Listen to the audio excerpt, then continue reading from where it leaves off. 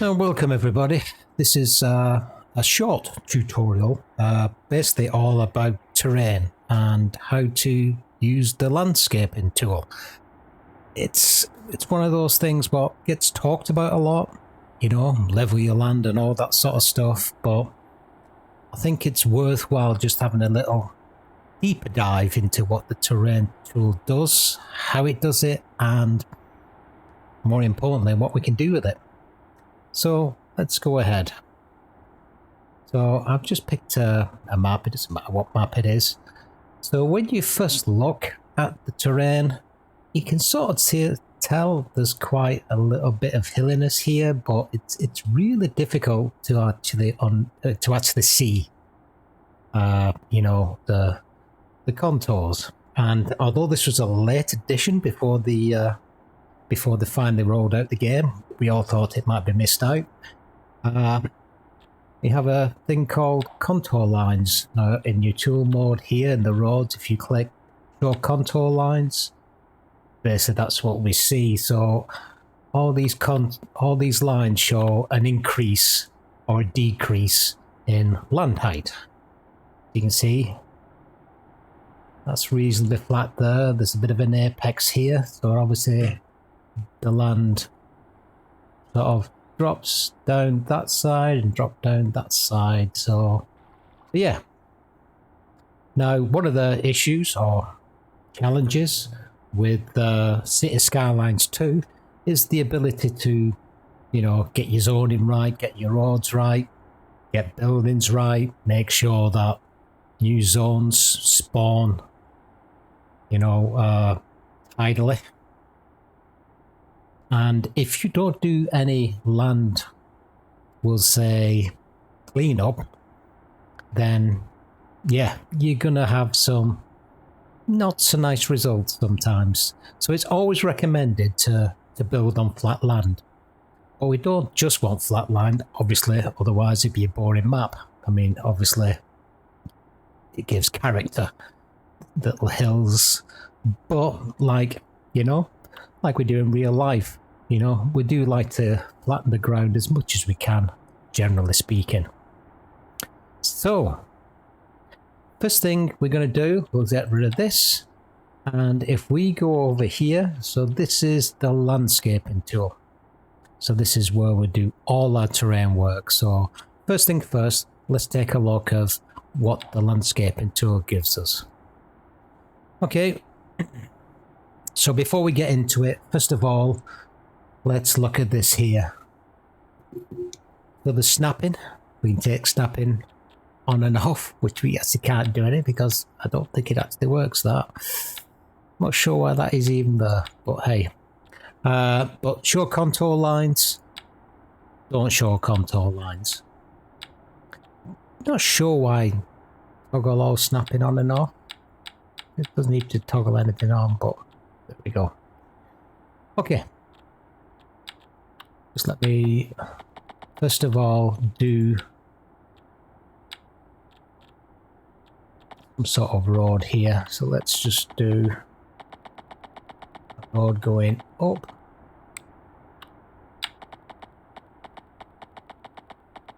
Great. See, that bend in the road is more clear when you got something on it. And if we look, try to put a box in here over our straight line there. Okay, it makes all jankiness, really. So what we can do here is what we normally do before we do anything is to prepare the land. So let's do that. Okay, let's go back into our terrain tool. So before we go into any sort of explanation of what each of these options does for us, let's look at the brush sizes. So the brush sizes can go all the way up to 1,000, which is the biggest it can go, all the way down to 10. We can do a nice little small detail work. Now, depending on what you're doing, you know, usually you'd be worth somewhere between 50 and 100 brush side, probably, which is manageable. Brush strength, again, brush strength is, you know, what it says on the tin. If you have it at 100%, it means basically you've got an instant effect to whatever effect you're laying. So you're going to get like maximum straight away. Take your brush strength off. You can go really light where you'll just, you know, we'll show it later on and when we go through some of the things, but we can go down to 1%, which practically you'd have to be holding your left mouse button several times and just literally painting over to do anything. But what I generally do is more or less leave it on 50%. Sort of works overall. Right, let's look to what we've got. So the first thing is our elevation tool. So, or shift terrain tool is what they call it, but it's basically an elevation tool. So you're either going to elevate up or elevate down. So with that selected, brush size is 100, and we got our build strength at 50%. If I hold my left, well, if I click my left mouse button once, it raises it up just a small. Now, again, if I put this up to 100%, just to show you the difference, if I press my mouse left click once, see what I mean? That's why you don't generally have it at 100% strength. So again, 50 is usually more controllable. So, like I said, this goes up. So left click once, goes up. You know, depending on how much your brush strength is. And if you stroke across and then you keep painting with your left mouse button held down, it will just keep building slowly and surely, and you know, eventually you'll have some nice, you know, pretty cool rock faces. You know, fill your boots, as they say. So that is your left mouse click. Now to go down, you just need to do your right mouse click. So again, similar applies. So one right mouse click will take it down a touch of 50%. 100%, sit down the other side of the planet probably. And then, you know, conversely, you take the brush strength right down to 1%, and they've done it. But it has done something. But it's so light, it's sadly noticeable, so you have to keep pressing it down. Even pressing it down completely doesn't... Yeah, it's just not... You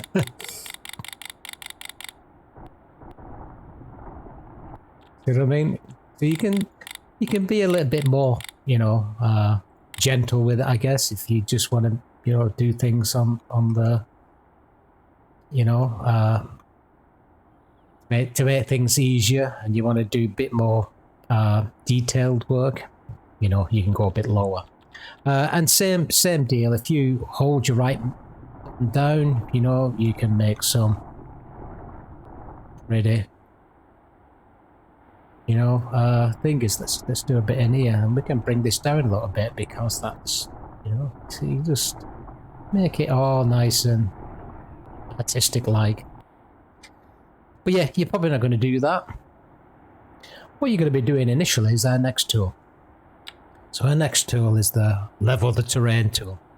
So this is what we're going to be looking at. This is where we're going to build more or less all our sort of like roads and buildings. Usually it's going to be on this sort of function. Now you can put it up to 100%, but it's not really necessary, because like I said, let's say we pick, so we want to come up here. So let's say we want to flatten this area out here. So wherever this mouse, wherever the mouse icon is there in the middle of that circle, if you right click there, it will take that as the reference for how high you want your terrain to be. You go top of this one, for example, right click there, it'll bring it up to that one, and then you just keep your left mouse button pressed down and paint it on. Now we could take this up to 100% brush strength, so it's an instant, and then we could also take it up to 350 perhaps. Right click there, and then we can do it a lot quicker. Or take it right up to 1000. And there you go. That's basically it for the leveling tool. Okay, let's take everything back down to where he was. Let's do it to 100 and take our brush strength back down to 50. The other tool we've got, if I just paint a little bumpiness in the middle there. If I take the smoothing tool, soften terrain tool, otherwise known as smoothing tools, what this does, there's no left click and right click. It does the same job. So hold your left and it literally just smooths it out. Now, the bigger you make this brush size, the wider circumference of the smoothing will occur. You notice it's a lot bigger. So if I bring it down to 90, smooth this part here, you see it just stitches it up. But if I take it up to the whole lot, it basically smooths it out on a much gentler slope. So that's it. That's the smooth tool. Enough said, really. So what we use the smooth tool on, I mean, usually if you've done some work and you're left with this, like this here, you know, sandy banking type of thing, you can just smooth it over. And it brings it into, you know, to look a bit nicer, or if you want to take it up a bit more, or even more than that. See? And it just makes that incline looking less severe. Okay, and the last tool is the slope terrain tool. So here, let's prepare our land. So let's do this here. Now let's put a mountain in its way. Now if we want to go, you see how we've actually put that in. Let's make this.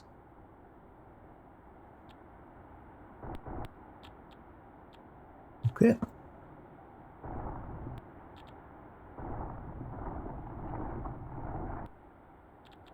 Right. Let's say we want to put this road. Let's put it onto continuous. We want to put that road up there. And if we want to go straight up, it's going to put us a bridge up. It's going to try its best to keep its ramping, you know, as minimum as it can. But at the end of the day, it's still a ramp. So what we can do instead, take this off. If we use our sloping tool, let's get it down to, let's say, 100. If you right click of the height you want it to be, and then basically you're looking to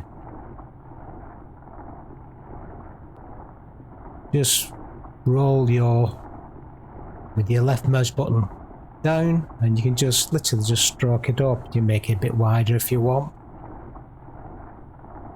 like so. And now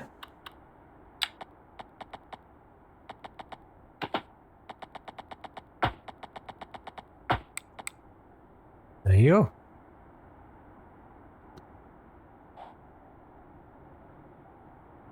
Like it was always meant to be. So that's your sloping tool. So that is pretty much an example of all the terrain tool, at least.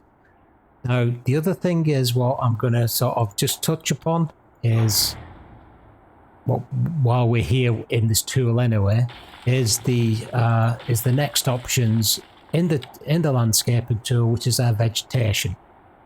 So a couple of things here. These are to put the vegetation down. So you can do the tool mode here, which is either single one, like this is, or if you place multiple, again, just like the landscaping tool, you can put up your brush sides to 1000. You can increase the strength. But notice something else. It only puts baby trees, so bushes. So if we put this big tree here, it's a pine, it's an evergreen pine, but look how big it is right now. It'll take quite a few years for it to get to this height. So the rule is plant your trees early, at least as soon as you know that you want certain trees there, because it's going to take time for them to mature. Now, allegedly, if you look at this graphic, it's showing a dotted circular line around each tree. That is supposed to be its mature size. So basically, if you want to like just make sure you get these trees next to each other, you can see the how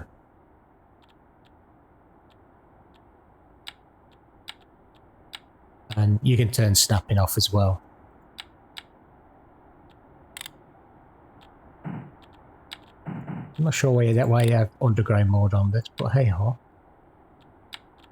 Okay, and the other thing is on here, you've got themes, so you've got European trees and you've got North American trees. I believe they're not all different, but there are some. I mean, for example, these two aren't changing there between them both. But you do get on certain variants, depending on which theme you have, whether it's North American, etc.